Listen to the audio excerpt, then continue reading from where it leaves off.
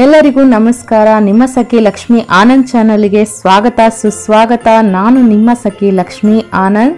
ನನ್ನ ಎಲ್ಲ ಕ್ರಿಶ್ಚಿಯನ್ ಬಾಂಧವರಿಗೆ ಹ್ಯಾಪಿ ಕ್ರಿಸ್ಮಸ್ ಅಂದಮೇಲೆ ಕೇಕ್ ಇಲ್ಲದೆ ಆಗುತ್ತೆ ರೀ. ಹಾಗಾಗಿ ನಿಮಗೋಸ್ಕರ ಇವತ್ತು ಝಟ್ಪಟ್ ಅಂತ ತಯಾರಿಸೋವಂಥ ಕೇಕ್ ಒಂದನ್ನು ರೆಡಿ ಮಾಡಿ ತಂದಿದ್ದೀನಿ. ಇದು ಯಾರ ಹತ್ರನೂ ನಾನು ನೋಡಿ ಕಲ್ತಿದ್ದಲ್ಲ, ನನ್ನದೇ ಓನ್ ರೆಸಿಪಿ. ನಾನು ಇದನ್ನು ಟ್ರೈ ಮಾಡಿ ನನಗೆ ಇಷ್ಟ ಆಗಿ ನಾನು ಇದನ್ನು ನಿಮ್ಮ ಜೊತೆ ಶೇರ್ ಮಾಡಬೇಕು ಅಂತ ಹೇಳಿ ಇವತ್ತು ನಿಮ್ಮ ಮುಂದೆ ತಂದಿದ್ದೀನಿ. ಸೊ ನನಗೆ ಆ್ಯಕ್ಚುಲಿ ಕ್ರಿಸ್ಮಸ್ಸಲ್ಲಿ ತುಂಬ ಇಷ್ಟ ಆಗುವಂಥದ್ದು ರೋಸ್ ಕುಕ್ಕೀಸ್. ಸೊ ನಾನು ಅದನ್ನು ಫಸ್ಟ್ ತಿಂದಿದ್ದು ನನ್ನ ಫ್ರೆಂಡ್ ಹರ್ಷ ಬೋಸ್ ಅಂತ ಹೇಳಿ. ನಾನು ಹಾಸ್ಟೆಲಲ್ಲಿದ್ದೆ, BCom ಓದ್ತಾ ಇರುವಾಗ ಮೈಸೂರಲ್ಲಿ. ಅಲ್ಲಿ ಅವಳು ನನ್ನ ರೂಮ್ಮೇಟ್ ಆಗಿದ್ದು. ಅವಳು ಕ್ರಿಶ್ಚಿಯನ್. ಸೊ ಅವ್ರ ತಾಯಿ ರೋಸ್ ಕುಕ್ಕೀಸ್ ಮಾಡ್ತಾಯಿದ್ರು, ನಮಗೆ ಸಹ ಕಳಿಸ್ತಾಯಿದ್ರು ಹಾಲ್ಗೆ. ಅದನ್ನು ತಿಂದಾಗ ನನಗೆ ತುಂಬ ಖುಷಿ ಆಗ್ತಿತ್ತು, ತುಂಬ ಇಷ್ಟ ಆಗ್ತಾಯಿತ್ತು. ಇವತ್ತಿಗೂ ಸಹ ನನಗೆ ರೋಸ್ ಕುಕ್ಕೀಸ್ ಅಂದರೆ ತುಂಬ ಇಷ್ಟ. ಹಾಗಾಗಿ ಇವತ್ತು ರೋಸ್ ಕುಕ್ಕಿ ಇಟ್ಕೊಂಡೆ ಏನಾದರೂ ಒಂದು ರೆಸಿಪಿ ಮಾಡಬೇಕು ಅಂತ ಅಂದ್ಕೊಂಡಾಗ ನನಗೆ ಹೊಳೆದಿದ್ದು ಈ ರೆಸಿಪಿ. ಅದು ಇನ್ಸ್ಟೆಂಟಾಗಿ ಹೊಳಿತು. ಸೊ ಹಾಗಾಗಿನೇ ಇನ್ಸ್ಟೆಂಟಾಗಿ ನಿಮಗೋಸ್ಕರ ಕ್ರಿಸ್ಮಸ್ಸಿಗೆ ನೀವು ಓವನ್ ಇಲ್ಲದೆ ಇದ್ರೂ ಸಹ ಈಸಿಯಾಗಿ ಮಾಡೋವಂಥ ಈ ರೆಸಿಪಿಯನ್ನು ತಂದಿದ್ದೀನಿ. ಮತ್ತು ಈ ಒಂದು ವಿಡಿಯೋವನ್ನು ನಾನು ಎಸ್ಪೆಷಲಿ ಎಲ್ಲ ಕ್ರಿಶ್ಚಿಯನ್ಸ್ ನನ್ನ ಸ್ನೇಹಿತೆ ಹಾಗೂ ಸ್ನೇಹಿತರಿಗೆ ಡೆಡಿಕೇಟ್ ಮಾಡೋದಕ್ಕೆ ಇಷ್ಟಪಡ್ತೀನಿ. ಅದರ ಜೊತೆಗೆ ನನ್ನ ಫ್ರೆಂಡ್ಸ್ ಆದ ಹರ್ಷ ಬೋಸ್ ಮತ್ತು ಮಧ್ಯಮ ಕುಟುಂಬದ ಪ್ರಿಯಾ, ಅವರಿಬ್ಬರು ಕ್ರಿಶ್ಚಿಯನ್ಸು. ಹ್ಯಾಪಿ ಕ್ರಿಸ್ಮಸ್ ನಿಮ್ಮಿಬ್ರಿಗೂ ಸಹ. ನಿಮಗೆ ಸಹ ಈ ವಿಡಿಯೋವನ್ನು ನಾನು ಡೆಡಿಕೇಟ್ ಮಾಡ್ತಾ ಇದ್ದೀನಿ ಅಂತ ಹೇಳ್ತಾ ಈಗ ರೆಸಿಪಿಗೆ ಹೋಗೋಣ. ಸೊ ಮೊದಲಿಗೆ ನಾವು ತಗೋಬೇಕಾದ್ದು ರೋಸ್ ಕುಕ್ಕೀಸು. ಇದು ಎಲ್ಲ ಹಾಟ್ ಚಿಪ್ಸ್ ಅಂಗಡಿನಲ್ಲಿ ಸಿಗುತ್ತೆ ನಿಮಗೆ ಈಸಿಯಾಗಿ ರೋಸ್ ಕುಕ್ಕೀಸ್ ಅಂತ ಕೇಳಿದ್ರೆ.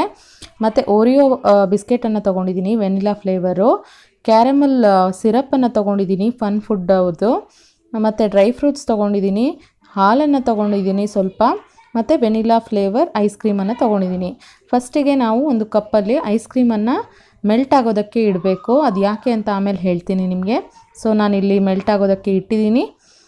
ಇಲ್ಲಿ ನಾನು ಡ್ರೈ ಫ್ರೂಟ್ಸ್ ಕಟ್ ಮಾಡಿ ಇಟ್ಕೊತಾ ಇದ್ದೀನಿ. So first dry fruit cut ಮಾಡಿ, ಅದಾದಮೇಲೆ ಒಂದು ಮಿಕ್ಸಿ ಜಾರ್ಗೆ ಓರಿಯೋ ಬಿಸ್ಕೆಟನ್ನು ಹಾಕ್ತಾಯಿದ್ದೀನಿ. ನಾನಿಲ್ಲಿ 11 ಬಿಸ್ಕೆಟನ್ನು ಹಾಕಿದ್ದೀನಿ, ಪೂರ್ತಿ ಒಂದು ಪ್ಯಾಕೆಟು. 12 ಇರುತ್ತೆ, ನನ್ನ ಮಗ ಒಂದನ್ನು ತಿನ್ಬಿಟ್ಟಿದ್ದ. ಸೊ ಹಾಗಾಗಿ 11 ಬಿಸ್ಕೆಟನ್ನು ನಾನು ಇದಕ್ಕೆ ಯೂಸ್ ಮಾಡಿದ್ದೀನಿ. ಪೂರ್ತಿ ಆ ಕ್ರೀಮಿನ ಜೊತೆಗೇ ಪೌಡರ್ ಮಾಡ್ಕೋಬೇಕು.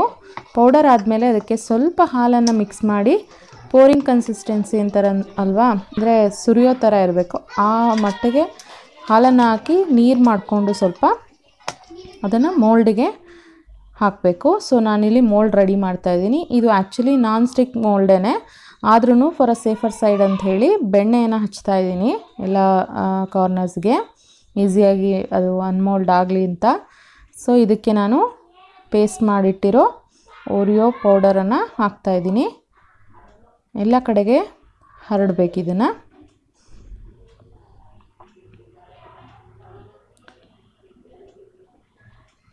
ತುಂಬ ಈಸಿಯಾಗುತ್ತೆ ಫ್ರೆಂಡ್ಸ್, ತುಂಬಾ ಟೇಸ್ಟಿಯಾಗಿರುತ್ತೆ. ನಮ್ಮ ಮನೆಯಲ್ಲಿ ನಮ್ಮ ಅತ್ತೆ, ನಮ್ಮ ಮಾವ ಎಲ್ಲರೂ ತಿಂದರು ಇದನ್ನು, ತುಂಬ ಚೆನ್ನಾಗಿದೆ ಅಂತಂದರು. ನಂಗೆ ತುಂಬ ಖುಷಿ ಆಯಿತು.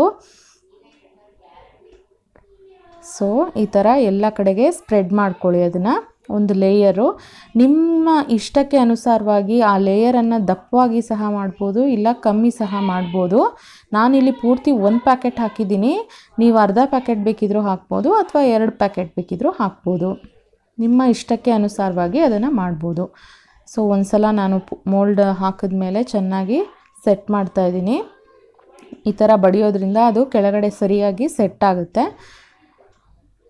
ಅದಾದಮೇಲೆ ನಾನು ಅದ್ರ ಮೇಲೆ ಡ್ರೈ ಫ್ರೂಟ್ಸನ್ನು ಹಾಕ್ತಾಯಿದ್ದೀನಿ. ಡ್ರೈ ಫ್ರೂಟ್ಸ್ ಎಲ್ಲವನ್ನು ಹಾಕಬೇಡಿ, ಒಂದು 1/4 ಭಾಗದಷ್ಟು ಮಾತ್ರ ಹಾಕಿ. ಈಗ ಅದರ ಮೇಲೆ ಈ ಕ್ಯಾರಮಲ್ ಸಿರಪ್ಪನ್ನು ನಾನು ತೆಗೆದಿಟ್ಕೊಂಡಿದ್ದೀನಿ, ಒಂದು ಕಪ್ಪಿಗೆ ಹಾಕೋದಕ್ಕೆ ಈಸಿ ಆಗಲಿ ಅಂತ ಕ್ಯಾರಮಲ್ ಸಿರಪ್ ಹಾಕಿದ್ದೀನಿ. ಅದಾದಮೇಲೆ ಇದು ರೋಸ್ ಕುಕ್ಕೀಸು. ಕೈಯಲ್ಲಿ ಈ ಥರ ಪುಡಿ ಮಾಡಿದ್ರೇ ಪುಡಿ ಆಗಿಬಿಡುತ್ತೆ ರೀ. ಸೊ ಮಿಕ್ಸಿ ಏನು ಬೇಕಿರಲ್ಲ, ಅದಕ್ಕೆ ಎಷ್ಟು ಪುಡಿ ಆಗುತ್ತೋ ಅಷ್ಟು ಪುಡಿ ಮಾಡಿ ಹಾಕಿ. ತುಂಬ ಕೋರ್ಸ್ ಪೌಡರ್ ಆಗಬೇಕು ಅಂತೇನಿಲ್ಲ. ಎಷ್ಟು ಪುಡಿ ಆದರೆ ಅಷ್ಟೇ ಸಾಕು.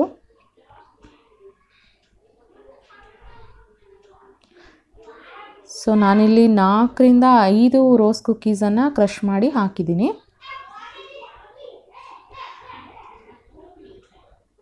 ನೀವು ಇದನ್ನು ಇನ್ಸ್ಟಂಟಾಗಿ ಸಹ ತಿನ್ಬೋದು. ನಿಮಗೆ ಸೆಟ್ ಮಾಡೋದಕ್ಕೆ ಟೈಮ್ ಇಲ್ಲ ಅಂತಂದರೆ ಈ ಥರ ಮಾಡಿ ರೆಡಿ ಮಾಡಿ ಇಟ್ಕೊಂಡು ತಕ್ಷಣ ಸಹ ತಿನ್ಬೋದು, ಗಟ್ಟಿ ಐಸ್ ಕ್ರೀಮ್ ಜೊತೆ ಹಾಕ್ಕೊಂಡು. ಸೊ ನಾನು ಅದಾದಮೇಲೆ ಕ್ಯಾರಮಲ್ ಸಿರಪ್ಪನ್ನು ಉಳಿದಿರೋದನ್ನು ಹಾಕಿ ಇಲ್ಲಿ ಉಳಿದಿರುವ ಪೇಸ್ಟನ್ನು ಕ್ಲೀನಾಗಿ ಹಾಲಲ್ಲಿ ತೆಗೆದು ಅದನ್ನು ಸಹ ಬಗ್ಗಿಸ್ತಾ ಇದ್ದೀನಿ. ಇದರ ಮೇಲೆ ಕ್ಯಾರಮಲ್ ಸಿರಪ್ ಉಳಿದಿದ್ರೆ ಅದನ್ನು ಹಾಕ್ತಾ ಇದ್ದೀನಿ. ಜೊತೆಗೆ ಸ್ವಲ್ಪ ಡ್ರೈ ಫ್ರೂಟ್ಸನ್ನು ಹಾಕ್ತಾ ಇದ್ದೀನಿ. ನಾನಿಲ್ಲಿ ಕ್ಯಾಶ್ಯೂ, ಬಾದಾಮ್ ಮತ್ತು ಪಿಸ್ತಾವನ್ನು ತೊಗೊಂಡಿದ್ದೀನಿ. ನೀವು ಬೇರೆ ಡ್ರೈ ಫ್ರೂಟ್ಸನ್ನು ಸಹ ತೊಗೋಬೋದು. ಸೊ ನಾನು ಈಗ ಮೆಲ್ಟ್ ಆಗಿರೋ ಐಸ್ ಕ್ರೀಮನ್ನು ತೊಗೊಂಡಿದ್ದೀನಿ. ಇದು ಮುಕ್ಕಾಲು ಮೆಲ್ಟ್ ಆಗಿದೆ. ಅದು ಪೂರ್ತಿ ಮೆಲ್ಟ್ ಆಗೋ ಅವಶ್ಯಕತೆ ಇಲ್ಲ, ಅಥವಾ ಪೂರ್ತಿ ಮೆಲ್ಟ್ ಆದರೂ ಪರವಾಗಿಲ್ಲ. ಲಂಪ್ಸ್ ಯಾವುದು ಇಲ್ಲದೆ ಇರೋ ಥರ ಒಂದು ಸಲ ಬೀಟ್ ಮಾಡ್ಕೊಳ್ಳಿ. ಚಿಕ್ಕ ಲಂಪ್ಸ್ ಇದ್ದರೆ ಪರವಾಗಿಲ್ಲ, ದೊಡ್ಡ ದಪ್ಪ ಲಂಪ್ಸ್ ಇರದೇ ಇರೋ ಥರ ಒಂದು ಸಲ ಕ್ಲೀನಾಗಿ ಸ್ಮ್ಯಾಶ್ ಮಾಡ್ಕೊಳ್ಳಿ ಎಲ್ಲದನ್ನು. ಯಾಕೆಂದರೆ ನಮಗೆ ಈ ಥರ ಲೇಯರ್ ಹಾಕೋದಕ್ಕೆ ಈಸಿ ಆಗುತ್ತೆ ಅನ್ನೋದಕ್ಕೋಸ್ಕರ ಮೆಲ್ಟ್ ಮಾಡೋದಕ್ಕೆ ಇಟ್ಟಿದ್ದು ನಾವು. ಸೊ ಈಗ ಇದನ್ನು ಒಂದು ಲೇಯರು ಇದ್ರ ಮೇಲೆ ಹಾಕ್ತಾ ಇದ್ದೀನಿ. ಎಲ್ಲ ಕಡೆಗೂ ನೀಟಾಗಿ ಹಾಕಿ. ನೀವು ಈ ಪ್ರೋಸೆಸ್ ಮಾಡೋದಕ್ಕೆ, ಅಂದರೆ ನೀವು ಸೆಟ್ ಮಾಡೋದಕ್ಕೆ ಇಡೋದಾದರೆ ಈ ಪ್ರೋಸೆಸ್ ಮಾಡಿ. ನೀವು ಸೆಟ್ ಮಾಡೋದಕ್ಕೆ ಇಡೋಕ್ಕಾಗ್ತಿಲ್ಲ ಅಂತಂದರೆ ಗಟ್ಟಿ ಐಸ್ ಕ್ರೀಮ್ ಜೊತೆಗೆ ನಿಮ್ಮ ಪ್ರಿಪ್ರೇಷನ್ ಏನಿದೆ ಈ ಹಿಂದೆ ಅದನ್ನು ಸಹ ತೆಗೆದು ನೀವು ಸರ್ವ್ ಮಾಡ್ಬೋದು. ತುಂಬ ಚೆನ್ನಾಗಿರುತ್ತೆ ಹಾಗೆ ಸರ್ವ್ ಮಾಡಿದ್ರೂ.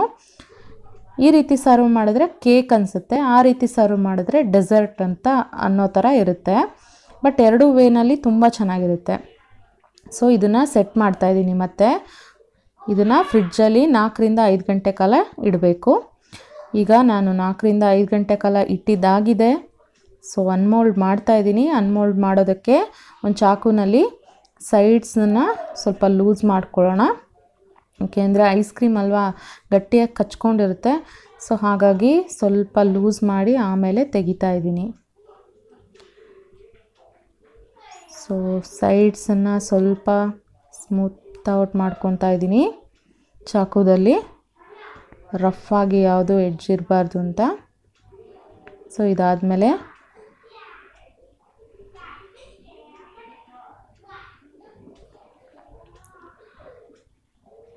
ಈಗ ಇದ್ರ ಮೇಲೆ ನನಗೆ ಹ್ಯಾಪಿ ಕ್ರಿಸ್ಮಸ್ ಅಂತ ಬರೆಯೋದಿತ್ತು. ಹಾಗಾಗಿ ಕ್ಯಾರಮಲ್ ಸಿರಪ್ ಏನಿತ್ತು ಅದರಲ್ಲೇ ಬರೆಯೋದಕ್ಕೆ ನಾನು ಟ್ರೈ ಮಾಡ್ತಾಯಿದ್ದೀನಿ. ನಿಮ್ಮೆಲ್ರಿಗೂ ಹ್ಯಾಪಿ ಕ್ರಿಸ್ಮಸ್ ಅಂತ ಕೇಕ್ ಮೂಲಕ ಹೇಳಬೇಕಂತ ಹೇಳಿ. ನನ್ನ ನಾಝಲ್ಸ್ ಯಾವುದೂ ಸಿಕ್ಕಲಿಲ್ಲ, ಮೇಲ್ಗಡೆ ಎತ್ತಿಟ್ಬಿಟ್ಟಿದ್ದೆ. ತುಂಬ ದಿನ ಆಗಿತ್ತು ನಾನು ಕೇಕ್ ಮಾಡಿ. ಹಾಗಾಗಿ ನಾನು ಇದರಲ್ಲೇ ಮಾಡೋಣ ಅಂತ ಅಂದ್ಕೊಂಡು ಈ ಥರ ಮಾಡಿದೆ. ಬಟ್ ಅದು ಸಿರಪ್ ಅಲ್ವಾ, ಕನ್ಸಿಸ್ಟೆನ್ಸಿ ತುಂಬ ಲೂಸ್ ಇರುತ್ತೆ ಸಿರಪ್ದು. ಸೊ ಹಾಗಾಗಿ ಅದು ತುಂಬ ಹೊತ್ತು ಉಳಿಲಿಲ್ಲ. ನಾನು ಬರೆದಿದ್ದು ಎಲ್ಲ ಒಂಥರ ಕ್ರಮ್ಸಿ ಆಗೋಯ್ತು. ಸೊ ಹಾಗಾಗಿ ಮತ್ತೆ ಪರವಾಗಿಲ್ಲ ಅಂತ ಹೇಳಿ ಅದಕ್ಕೆ ಬೇರೆ ಶೇಪ್ ಕೊಡೋದಕ್ಕೆ ಟ್ರೈ ಮಾಡಿದೆ. But anyways happy Christmas friends.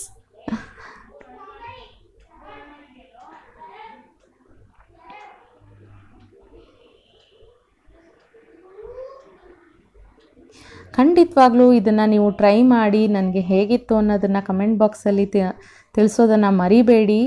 ಇದೇ ರೀತಿ ಕೇಕ್ ರೆಸಿಪೀಸ್ ನಿಮಗೆ ಬೇಕಂದರೆ ಅದನ್ನು ಸಹ ತಿಳಿಸಿ. ನಾನಿಲ್ಲಿ ಉಳಿದಿರುವ ಡ್ರೈ ಫ್ರೂಟ್ಸನ್ನು ಹಾಕ್ತಾಯಿದ್ದೀನಿ ಮತ್ತು ಉಳಿದಿರುವ ಸಿರಪ್ಪಲ್ಲಿ ಸ್ವಲ್ಪ ಅಲಂಕಾರ ಮಾಡ್ತಾಯಿದ್ದೀನಿ ನಮ್ಮ ಕೇಕ್ಗೆ. ಫೈನಲಿ ನಮ್ಮ ಕೇಕು ರೆಡಿ ಇದೆ. ಸೊ ನಾನು ನನ್ನ ಮಗನನ್ನು ಕರ್ಕೊಂಡ್ಬಂದು ಅವನ ಕೈಯಲ್ಲಿ ನಾನು ಅದನ್ನು ಕಟ್ ಮಾಡಿಸ್ದೆ. Happy Christmas friends. ನಿಮ್ಮೆಲ್ರಿಗೂ ಸಹ ಕ್ರಿಸ್ಮಸ್ ಹಬ್ಬದ ಶುಭಾಶಯಗಳು. ಹಾಗೆ ನ್ಯೂ ಇಯರು ಹತ್ತಿರ ಬರ್ತಾ ಇದೆ. Happy new year. ಎಲ್ರಿಗೂ ಈ ನ್ಯೂ ಇಯರು ಒಂದು ಹೊಸ ಜೀವನವನ್ನು ಕೊಡಲಿ, ಎಲ್ಲರಿಗೂ ಒಳ್ಳೆಯದಾಗಲಿ ಅಂತ ಕೇಳ್ಕೊತೀನಿ ದೇವ್ರ ಹತ್ರ. ಸೊ ಮತ್ತೆ ನಾಳೆ ಸಿಗ್ತೀನಿ ಹೊಸ ಟಾಪಿಕ್ ಒಂದಿಗೆ. ಅಲ್ಲಿವರೆಗೂ ನಿಮ್ಮ ಸಖಿ ಲಕ್ಷ್ಮಿ ಕಡೆಯಿಂದ ವಿದಾಯ.